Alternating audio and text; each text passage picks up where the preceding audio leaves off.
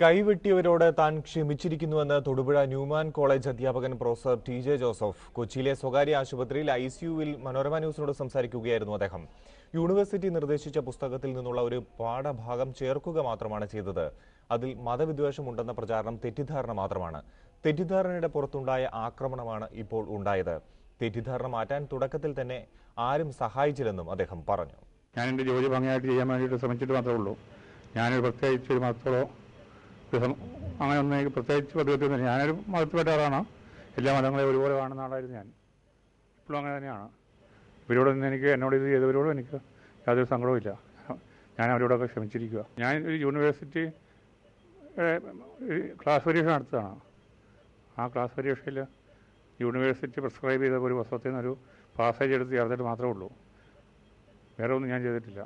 ഞാൻ എൻ്റെ ജോലി എത്രയും ഭംഗിയായിട്ട് ചെയ്യാൻ വേണ്ടി ശ്രമിച്ചതുണ്ടായ ഒരു അപകടമാണിത്.